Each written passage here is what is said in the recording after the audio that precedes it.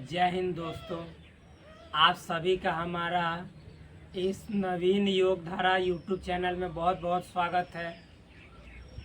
आज मैं आप सभी को जो इस पुस्तक का चैप्टर वाइज हम इस वीडियो के माध्यम से एक एक बातों को आप सभी के सामने रख रहे हैं, तो इसी क्रम में आज इस नवीन योग धारा यूट्यूब चैनल पे आप सभी को जो इस पुस्तक का अगला जो टॉपिक है, जो कि बहुत ही महत्वपूर्ण टॉपिक है, योग से संबंधित ये बातें हर किसी को मालूम होनी चाहिए कि वास्तव में योग हम क्यों करते हैं, क्यों हमारे जीवन में योग की महत्ता है, why it is importance of yoga in our life.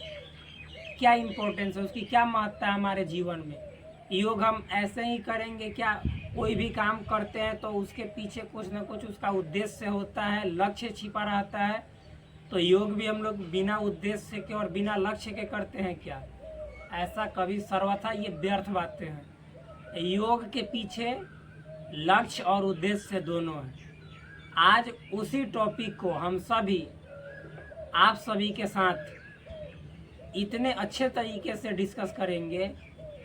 हम सभी कहने का मतलब आप उसमें शामिल हैं, आप हमारा साथ भी दीजिए। देखिए हम लोग कितना सुंदर इस एक तरह से जो आधा घंटा होने वाला इस आधा घंटा के सेशन को वीडियो के माध्यम से कितना सरल और एक तरह से देखा जाए तो मनोरंजन पूर्ण भी बनाऊंगा, ताकि आप सभी सुनते समय बोर ना हो। अब भाई इस बोर होना, ये बात तो हमेशा याद रखना चाहिए कि लोगों को अच्छे कामों में ज़्यादा मन नहीं लगता है, तो बोर तो अवश्य होइएगा, लेकिन अच्छे कामों को यदि सरस बना दिया जाए तो फिर उसमें बोर होने की क्या बात है।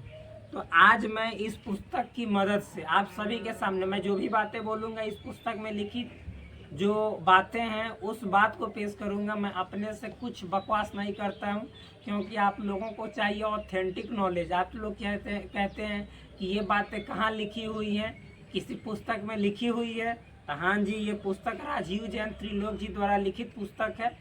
ये पुस्तक एक बहुत ही सुंदर पुस्तक है। योग से संबंधित इसमें समग्र बातें समावेशित की गई है, चाहे वह एक्सरसाइज के बारे में हो, आसन के बारे में हो, प्राणायाम के बारे में हो, अथवा योग से हमारे जीवन में क्या क्या परिवर्तन आ सकते हैं, उन सभी बातों से संबंधित जानकारियाँ हो।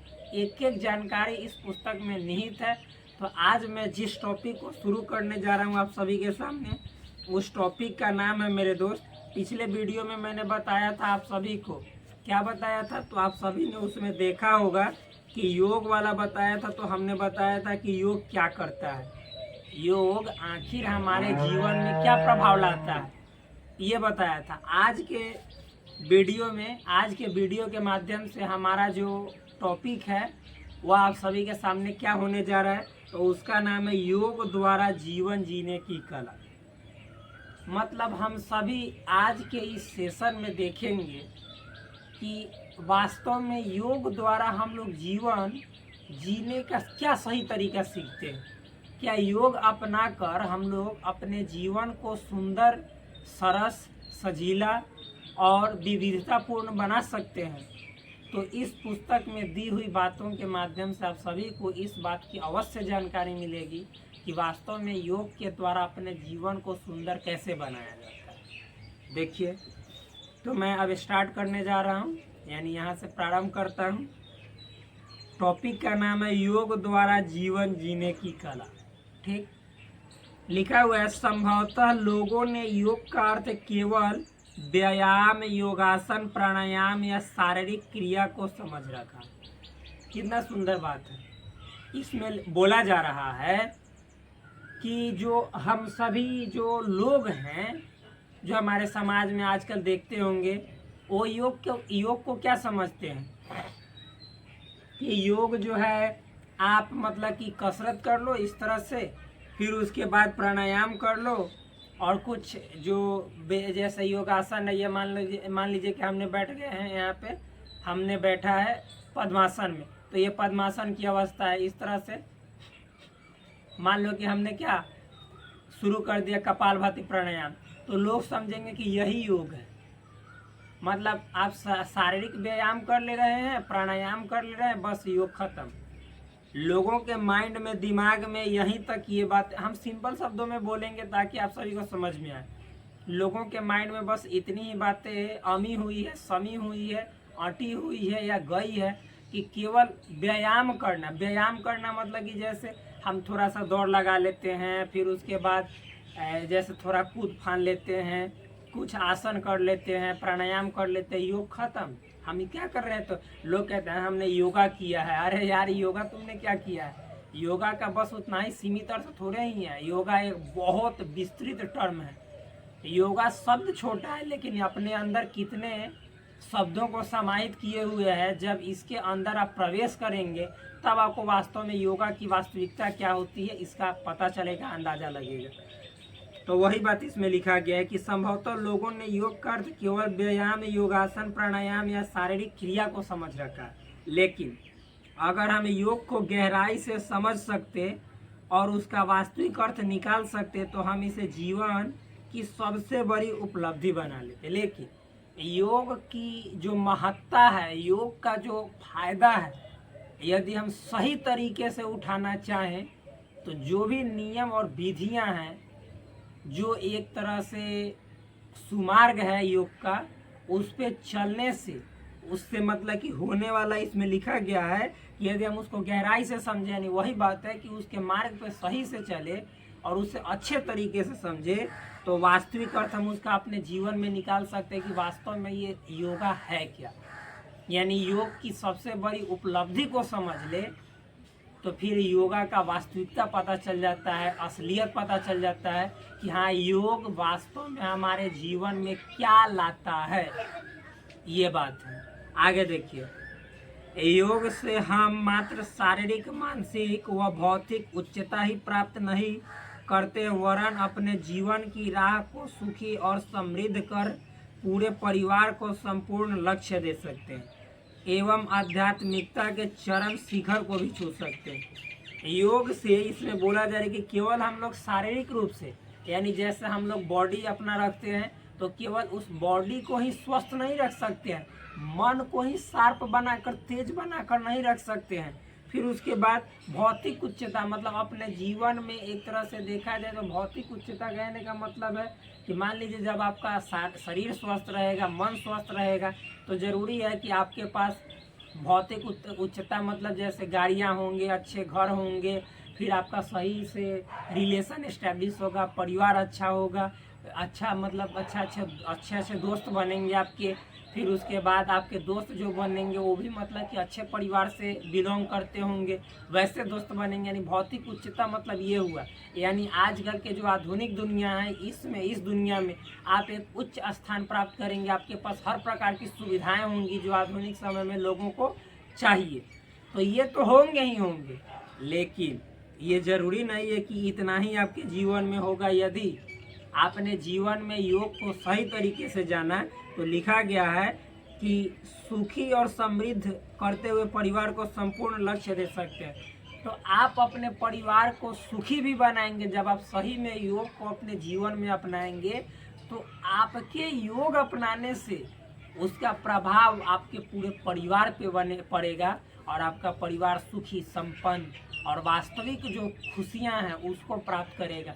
देखिए, खुशियाँ तो बहुत प्रकार की होती है। एक होता है बाह्य खुशी, जो बाहर से हम लोग खुश रहते हैं। जैसे मान लीजिए कि आज आपके पास करोड़ों रुपए हैं, अरबों रुपए हो गए, तो बाहर से आप मतलब कि खुश होने के लिए क्या दिखाएंगे? 4 चक्का खरीदेंगे, फिर उसके बाद 4 व्हीलर, अच्छे मतलब कि मॉडल का 4 व्हीलर खरीदेंगे। फिर आपके पास जब रुपए होंगे तरह तरह के फैशन के शौकीन हो जाएंगे, सब कुछ होगा। लेकिन फिर भी आपके अंदर देखेंगे कि खुशी वास्तव में है कि ना, नहीं रहेगी। फिर भी आपको लालच होगा कि थोड़ा और पैसा होता तो और बड़ा जो शौक है उसको पूरा कर लेते। मतलब अंदर से कहाँ पे आप खुश हैं? अंदर से आप खुश नहीं है। श्री रामचंद्र ने क्या कहे थे कि जो हमारे पास प्राप्त है वही हमारे लिए पर्याप्त है, इसलिए हम अपने जीवन को इतना सुंदर तरीके से जी रहे हैं। वन में रहते हुए भी वह मन में सबके रहते हैं। क्या? वन में रहते हुए भी राम सबके मन में रहते हैं, और महल में रहते हुए भी वह मतलब कि जैसे जो रावण था, महल में रहते हुए भी किसी इंसान के एक तरह से देखा जाए तो समस्या के हल में नहीं रहते हैं, केवल वो महल में रहते हैं। क्योंकि समस्या का हल तो वहाँ है जहाँ सत्य की बातें होती हैं, तो सत्य और ईमानदारी वहाँ है। छल से दूर जीवन वहाँ है जहाँ राम का जीवन है। राम का जीवन तप और तपस्या से भरा हुआ था, फिर भी वो मतलब अपने अंदर इतने ज़्यादा खुश थे, इतने ज़्यादा सुखी जीवन जीते थे कि फिर उस जीवन को प्राप्त करना हम सभी की हमेशा लालसा होती है।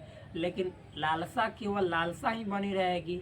और हाँ, यदि हम योग को अपने जीवन में सही तरीके से अपनाएंगे तो धीरे धीरे उस लालसा की पूर्ति भी हो सकती है, और हम लोग भी राम की तरह इस वन प्रदेश में जीते हुए, वन प्रदेश कहने का मतलब है अभी का वन प्रदेश क्या है, ये जो भौतिकवादी दुनिया है जिसमें सभी लोगों में होड़ मची हुई है व्यस्त जिंदगी जीने की, तो उस व्यस्त जिंदगी में भी यानी इस एक तरह से समझे तो ये तप की भूमि है, इसमें भी आपको सुख और शांति की प्राप्ति होगी। ये हमारा कहने का वजह है, कहने का मतलब है। वजह क्या? आगे लिखा हुआ है, जब भी कोई योग शिविर लगाता हूँ तो सभी शिविरार्थियों को योग के साथ साथ उनके जीवन के उत्थान के लिए भी प्रेरित करता हूँ। इसमें बोला गया है कि मैं जब कभी भी योग शिविर लगाता हूँ, ये लेखक कहते हैं कि जब कभी भी मैं योग के लिए शिविर लगाता हूँ, शिविर का आयोजन करता हूँ, यानी एक तरह से सभा बुलाते हैं, योग के महत्व को समझाते हैं, बताते हैं, योग से जीवन जीने की कला सिखाते हैं। तो जब ऐसा ये शिविर लगाते हैं लेखक, तो सभी शिविरार्थियों को योग के साथ साथ उनके जीवन के उत्थान के लिए भी प्रेरित करता हूँ। तो योग तो बताते ही हैं, और साथ ही साथ योग से आप अपने जीवन को उन्नत स्थान पर कैसे ले जा सकते हैं इसके बारे में भी बतलाते हैं। कौन? ये लेखक राजीव जैन जी त्रिलोक। आगे देखिए, इसमें और बताया गया, अपने वक्तव्य में मैं योग के साथ जीवन जीने की कला भी सिखाता हूँ। जो अपने वक्तव्य मतलब जो उस योग शिविर में जो अपनी बातें रखते हैं लोगों के सामने योग से संबंधित, तो उसमें लोगों को योग से जीवन जीने की कला भी सिखाते हैं, जो कि मैंने अभी आपको बताया है, ताकि साधक इसे आत्मसात कर सके, ताकि जो आने वाले उस योग शिविर में जो साधक है, जो वास्तव में जीवन में योग के लिए एक तरह से अपने आप को पूरी तरह से मतलब कि जैसे समर्पित करना चाहते हैं योग रूपी जीवन में, और उसका सही रूप से अपने जीवन और साथ ही साथ परिवार समाज में उसके फायदे उठाने चाहते हैं, तो क्या उससे मतलब कि ये ऐसे ऐसे टिप्स बताते हैं लेखक कि उसको साधक उतार कर अपने जीवन को सुंदर बना सके, उसे आत्मसात कर सके। आगे लिखा हुआ है, यह एक नियम है कि हम जैसा सोचते हैं शरीर में वैसा ही घटित होता है। उदाहरण के तौर पर हम देखते हैं कि जैसे ही हमें क्रोध आता है, हमारे हाव भाव वैसे ही होने लगते हैं, भौहें तन जाती है, रक्त संचार बढ़ जाता है, मांसपेशियां खिंच जाती है, शरीर में एकत्रित ऊर्जा अनावश्यक रूप से नष्ट होता है, जिससे मानसिक तनाव बढ़ जाता है। बहुत सुंदर बात है। ये मतलब कि बोल रहे हैं कि यह एक ऐसा नियम है। क्या है? यह एक ऐसा नियम है कि हम जैसा सोचते हैं, आप अपने जीवन में जिस प्रकार की विचार को अपने माइंड में लाएंगे, यदि निगेटिव बातें सोचेंगे तो आपका जो शरीर है वह धीरे धीरे धीरे धीरे क्षीण होने लगता है, यानी नकारात्मकता की ओर जाने लगता है। और हाँ, एक बात याद रखिएगा, निगेटिव बोलने वाला ही निगेटिव नहीं सोचता है, बल्कि निगेटिव सोचने वाला के शरीर पे ज़्यादा प्रभाव बुरा पड़ता है। मान लीजिए कि जैसे आप किसी को गाली दे दिए, और गाली को कोई अपने ऊपर ले लिया, हावी कर लिया कि वो हमको गाली दिया है, और उसके मन में ये विचार चलने लगा कि हमको गाली दिया है, तो वहीं से समझिए तो उसके अंदर नकारात्मकता का प्रवेश हो गया, और धीरे धीरे वह नकारात्मकता में उसका जो शरीर है वह धीरे धीरे क्षीण होना शुरू हो जाता है। जैसे मान लीजिए कि आपको कभी कोई गाली दे देता है, तो ये बात हमेशा आपके शरीर में उस विचारधारा को आप लेकर मचते रहते हैं, और अपने आप को एक तरह से समझिए तो उस छोटी सी जो गाली वाली बात है उसमें अपने आप को एक तरह से झोंक देते हैं, और अपने शरीर को, अपने मन को पूरी तरह से विकार ग्रसित कर लेते हैं, यानी बीमारी वाला कर लेते हैं। आपके मन में हमेशा चलते रहता है वो हमें क्यों गाली दिया। हम मान लीजिए कि जैसे आप ये सोचेंगे कि गाली क्यों दे दिया, गुस्सा हो जाएंगे। तो ये क्या है, ये अपने आप पे आपका कंट्रोल नहीं है। और अपने आप पे कंट्रोल ना होने का क्या मतलब है कि आप योग को सही तरीके से अपने जीवन में यदि करेंगे तो आप स्वयं, ये बात अवश्य आपको समझ में आएगा कि वास्तव में वो तो शब्द बोला है, उस शब्द से मैं अपने आप को क्या मतलब कि गलाने का प्रयास कर रहा हूँ। तो क्यों मैं उन शब्दों पे, बेवजह की शब्दों पे विचार करूं। अंततः वो तो एक शब्द ही है, और जब अंततः एक शब्द है और उस शब्द को हम अपने अंदर हावी नहीं होने देंगे तो हमें उस शब्द का कोई प्रभाव ही नहीं पड़ेगा। तो ये कहाँ से संभव है, ये योग से संभव है। जो बात हम बोल रहे हैं आप ध्यान से इस बात को समझने का प्रयास कीजिएगा कि वास्तव में हमने क्या बोला है मेरे दोस्त। मतलब मान लीजिए कि आपके जीवन में यदि नकारात्मकता वाली सोच रहेगी, मान लीजिए कि आपको कोई ऐसा बात बोला जिससे आपको गुस्सा आया, तो गुस्सा देखिएगा, जब गुस्सा आएगा आपको तो शरीर में एक तरह से घबराहट सी फील होने लगती है। शरीर मतलब कि अंदर से जितनी जो शरीर के अंदर जो मांसपेशियां हैं, नस नाड़ियाँ, उसका बैलेंस सही रूप से काम नहीं करने लगता है, धीरे धीरे उसका बैलेंस बिगड़ने लगता है।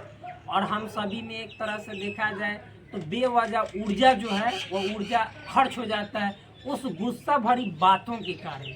तो हम ये बताना चाह रहे हैं कि ये हम लोगों में क्या ये कमी है, ये कमी कैसे दूर हो सकती है। तो योग के सही महत्व को अपने जीवन में समझेंगे तब आगे देखिए और अच्छी अच्छी इसमें बातें हैं। शरीर में कथित ऊर्जा, ये तो हो गया। और फिर उसके बाद हमारा जो इन सभी बातों को सुनकर उस पर मतलब कि हम ज़्यादा एक तरह से गहरी सोच ले लेते हैं तो हमारे शरीर में क्या होने लगता है, तनाव उत्पन्न होने लगता है, टेंशन शुरू होता है। आगे वही बात है, हमारे आसपास का परिवेश, वातावरण भी खराब हो जाता है। और वास्तव में सही बात है कि हम फिर मतलब कि जैसे अपने आसपास जो भी देखते हैं तो वहाँ का माहौल ख़राब होने लगता है। आसपास कहने का मतलब है कि परिवार में, समाज में हमारा छवि खराब होने लगता है। यही तो है, जब हम गुस्से हो जाएंगे मतलब किसी पे गुस्सा करेंगे तो अंदर के शक्तियों को छीन कर रहे हैं, हमारा उसका प्रभाव समाज पे पड़ेगा, परिवार पे सबसे पहले पड़ेगा। तो यही बात इसमें है। और यही लिखा गया है कि हमारी छवि बिगड़ जाती है और नकारात्मकता का प्रवेश हो जाता है। शरीर में एक प्रकार के विष का निर्माण होता है जो नुकसानदायक होता है। वही तो है। तब तो एक बात बोला जाए, आप लोग समझिएगा, देखिएगा मेरे दोस्त, मान लीजिए आपको कोई आपकी तारीफ करेगा तो देखिएगा आपके अंदर की जितनी जो मांसपेशियां हैं, जो नाड़ियां हैं, वो सभी देखिएगा एक तरह से अच्छे तरीके से काम करना शुरू कर देता है। आपके अंदर एक सुख और शांति की अनुभूति होती है जब आपका कोई तारीफ करता है। ये वास्तव में सत्य है। जब आपको कोई अच्छा कहता है तो देखिएगा आपके अंदर एक सकारात्मक ऊर्जा, पॉजिटिव एनर्जी मतलब बनने लगती है, केवल शब्द से बनने लगती है। और वही जब कोई निगेटिव बातें बोलता है तो उसका प्रभाव आपके शरीर के अंदर नकारात्मकता से एक तरह से मतलब उसका प्रभाव पड़ने लगता है। और जो बोलता है उसके अंदर तो पड़ता ही है, जो सुनता है उसके अंदर भी पड़ने लगता है। तो आखिर में हम लोग शब्द से ही खुश हो जा रहे हैं और शब्द से ही नाराज हो जा रहे हैं। तो मतलब क्या, यानी सबसे शक्तिशाली वो शब्द है। तो उस शब्द पे यदि हम विजयी पाना चाहते हैं, उस शब्द के प्रभाव को निष्क्रिय करना चाहते हैं तो अपने जीवन में योग को अवश्य रूप से अपनाना होगा। ये बात सर्वविदित है कि बिना योगा कुछ नहीं होगा, बिना योग के कुछ नहीं होगा। मेरे ख्याल से योग बहुत ज़रूरी है मेरे दोस्त। आगे देखिए इसमें बतलाया गया है,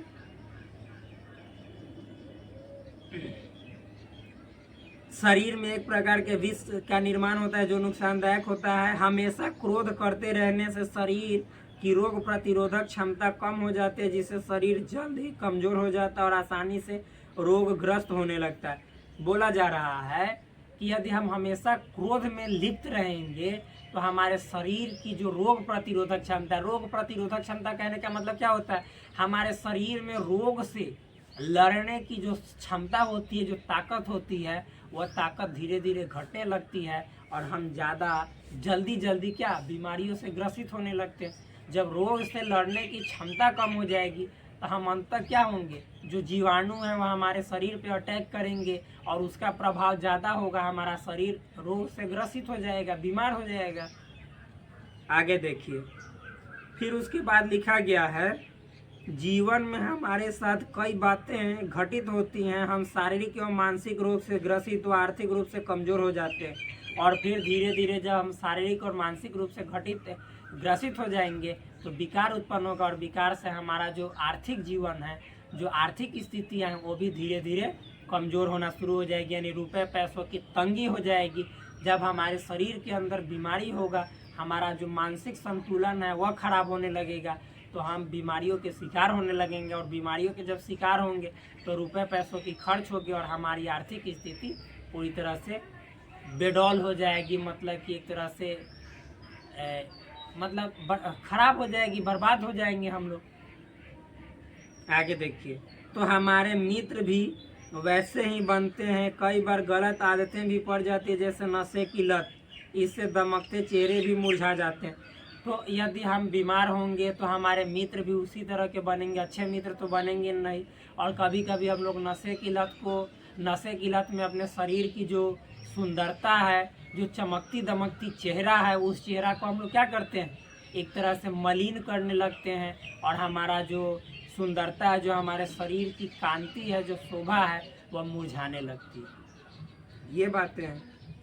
हम आहार लेते हैं लेकिन शरीर पर उसका सकारात्मक असर नहीं दिखता।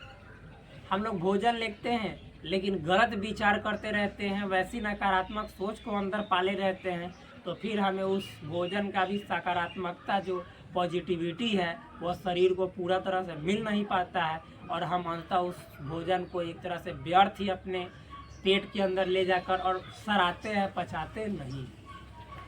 आगे देखिए, दिनों दिन हालत बदतर होती चली जाती है, परिवार टूट जाते हैं, बच्चे संस्कारवान नहीं बन पाते, समाज तिरस्कार की भावना से देखने लगता है। तो ये तो बात समझ में आता ही है आप लोग कि जब ये सब परिस्थितियां हमारे सामने आएंगे तो फिर मतलब हम सभी तरह से कमज़ोर हो जाएंगे, बच्चे भी संस्कारवान नहीं होंगे, और परिवार भी हमारा टूट जाएगा, और समाज भी हमें एक तरह से ओछ दृष्टि से, यानी उपेक्षा भरी दृष्टि से देखेगा। आगे इसमें लिखा गया, इससे हम उपेक्षाओं के शिकार हो जाते हैं, संसार से उब जाते हैं और जीवन अर्थहीन लगने लगता है, और हम ऐसा सोचने लगते हैं कि अब हमसे कुछ नहीं होगा। जब समाज हमें उपेक्षा की नज़र से देखने लगता है, यानी अपना जो हम लोग का सेल्फ कॉन्फिडेंस है, जो खुद का आत्मविश्वास है, वह क्या पूरा तरह से गिरने लगता है, और हम लोग समझने लगते हैं अपने आप को कि हम कुछ नहीं है, हम बेवजह इस पृथ्वी के बोझ बने हुए हैं। और ऐसी जब स्थितियाँ आपके अंदर बनेंगी तो फिर ज़रूर है कि आप कुछ न कुछ अनहोनी वाली बातें अवश्य करेंगे, जो आपके जीवन में कभी होनी नहीं चाहिए। वैसी बातें आपके शरीर के अंदर, आपके मन और मस्तिष्क के अंदर हमेशा चलते रहेगी। तो आगे देखिए, सुबह से शाम तक चिंता सताती है। वही बात है, जब आपकी स्थितियाँ बिगड़ जाएंगी तो सुबह से शाम तक आप किसी न किसी टेंशन में डूबे रहेंगे। जब टेंशन में डूबे रहेंगे तो रात्रि में नींद भी सही तरीके से नहीं आएगा, और फिर जीवन दवाइयों के सहारे चलना शुरू हो जाएगा, यानी हम लोग का जो जीवन है वो एक तरह से बोझ हो जाएगा। और बोझ में भी हम लोग ढोएंगे तो ऐसे नहीं ढोएंगे, बल्कि उसको दवाई के सहारे उस बोझ को ढोएंगे।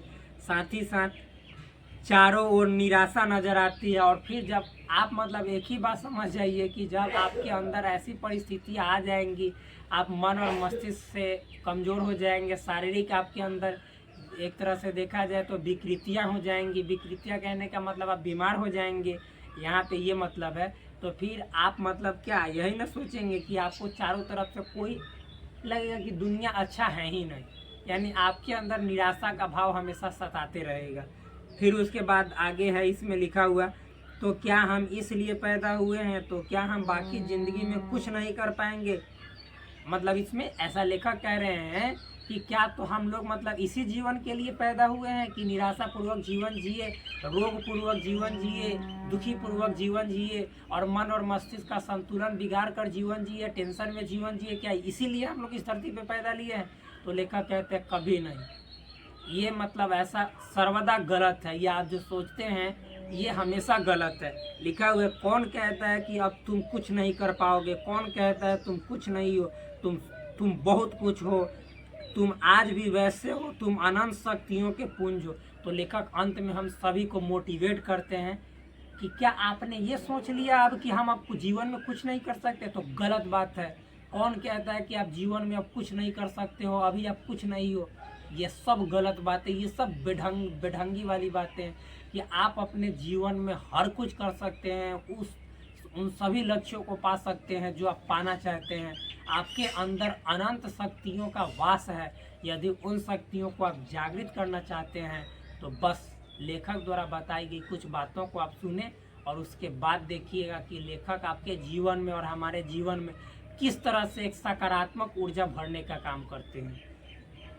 लेखक कहते हैं तुम्हारी आत्मा में कोई अवगुण नहीं है, जो भी अवगुण आए थे वे सब बाहर से ही आए थे और बाहर ही छूट जाएंगे। तुम्हारे अंदर अनंत ज्ञान है। तो लेखक कहते हैं कि ये जो भी बातें आपने यहाँ अपने जीवन में लाकर और दुखी जीवन को बना लिया था, एक तरह से अपने शरीर को पूरी तरह से रोग ग्रसित बना लिया था, ये सब तुम्हारे अंदर की बातें नहीं है, बल्कि बाहर से जो दुनिया में आप सुन रहे हैं उसकी बातों को अपने अंदर ले जाकर और फिर उसको प्रोसेस कर रहे हैं, तभी आपको दुख दे रहा है।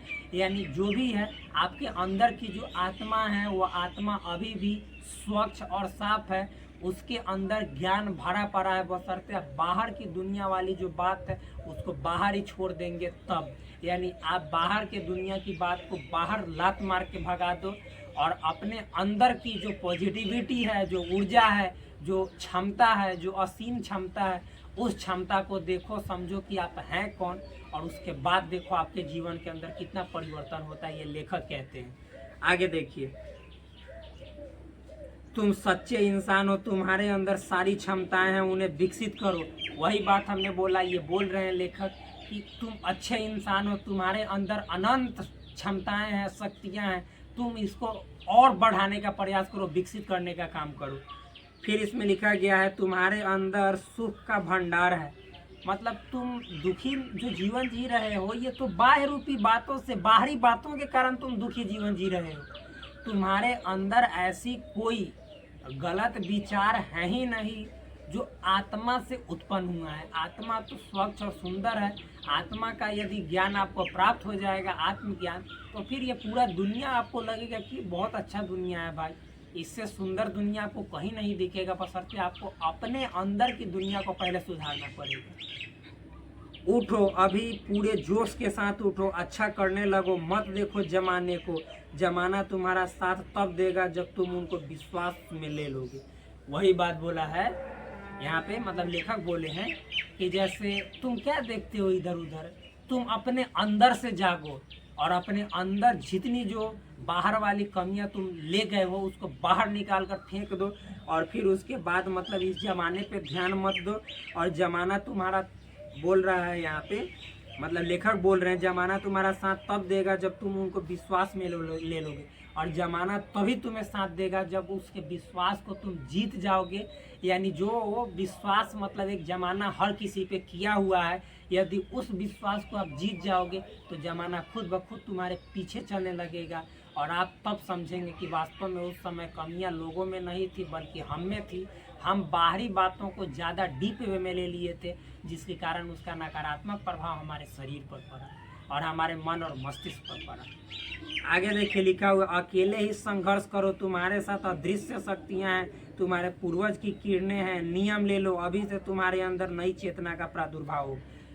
लेखक बोल रहे हैं कि अकेले ही संघर्ष शुरू करो, तुम्हें किसी की साथ की जरूरत नहीं होनी चाहिए। संघर्ष हमेशा अकेले शुरू करो। तुम सोच रहे हो कि हम अकेले संघर्ष में लगे हुए हैं, तो ये सर्वदा गलत सोच रहे हो।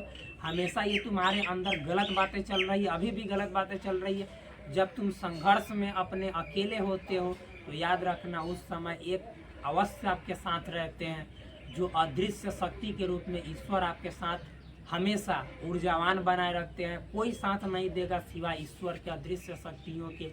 जो आपके पूर्वज के जो प्रकाश हैं, पुंज है, किरण है, वो आपके साथ सर्वदा चलते रहेगा और वो आपको हमेशा आपके संघर्ष भरी जीवन को एक दिन न एक दिन सफलता की ओर अवश्य लेकर जाएंगे। ये जो अद्भुत शक्तियाँ हैं ये आपके साथ जरूर चलती है। आप कभी भी इसे ये नहीं सोचे कि हमारे साथ चलने वाला कोई नहीं है। आप सोच रहे हैं कि कोई नहीं है, लेकिन एक अवश्य अद्भुत शक्ति है जो आपके साथ हमेशा चलती रहती है आपके संघर्ष के जीवन में। आगे लिखा हुआ है, कसम खा लो कि आज से मैं नए जीवन की शुरुआत करूंगा, क्रोध नहीं करूंगा, मांसाहार का सेवन नहीं करूंगा, नशा नहीं करूंगा, अपशब्द नहीं बोलूंगा। तो ये तो आप बातें समझ ही रहे हैं। कहो कि मैं अंधकार का त्याग करता हूँ, माया से मुक्ति चाहता हूँ और लोभ को छोड़ता हूँ। ये भी बातें समझ गए होंगे कि अंधकार से निकलने का बीड़ा ठान लीजिए। माया मोह, ये जो दुनिया है, इस दुनिया में आप उलझ जा रहे हो, माया वाली दुनिया को छोड़ो, लालच वाली दुनिया को छोड़ो और अपने आप अंदर की दुनिया में आओ और देखो कि हम क्या हैं वास्तव में। अब मैं अपनी शुद्धता के साथ विचरण करूंगा। लेखक कह रहे हैं कि अब आप ये विचार करो कि मैं अपने जीवन की जो शुद्धता है उसके साथ, मतलब अपने जीवन को बिताऊंगा, व्यतीत करूंगा। विचरण करने का मतलब कि शेष जीवन को बिताऊंगा, विचरण करूंगा मतलब बिताऊंगा। ठीक, आगे मैं सबसे प्रेम करूंगा, सबको स्नेह दूंगा। इसमें लेखक कह रहे हैं कि सबके साथ प्रेम करूंगा, अच्छी भावना के साथ सबसे हम एक तरह से मित्रता की भाव से व्यवहार करूंगा। तो ये सब बातें हैं, ये सब आप समझ रहे हैं। किसी से कोई अपेक्षा नहीं करूंगा, सबको वात्सल्य दूंगा। किसी से कोई अपेक्षा कभी जीवन में करनी ही नहीं चाहिए। अपेक्षा मतलब मांग, यानी सहारा। हमें ये नहीं सोचना चाहिए कि हम नहीं करेंगे, हमारे साथ है ना ये करने वाला। ऐसा जीवन एक तरह से नर्क के समान है, आपके जीते जी नर्क के समान है। अपेक्षा छोड़ो, बल्कि हमेशा अपने जीवन को उन्नत स्थान पे ले जाने का प्रयास करो और खुद लोगों का सहारा बनो, दूसरे लोगों का सहारा लो मत। ये बात हमेशा हम सभी को अपने जीवन में याद रखना चाहिए। और ये सब कहाँ से संभव होगा? तो जब हम लोग योग को अपने जीवन में अपनाएंगे तब। ठीक है फ्रेंड्स, तो आप सभी से मैं इतना कहना चाहता हूँ कि योग एक सुचारू रूप से जीवन जीने की कला है। तो योग को हम सभी को अपने जीवन में अवश्य रूप से अपनाना चाहिए और इस योग की सार्थकता को अपने जीवन में स्पष्ट करना चाहिए। मिलते हैं आपसे अगले वीडियो में, तब तक के लिए धन्यवाद। Bye bye, take care, love you all. Please do subscribe this channel, like this video and also share with your friends. That's all.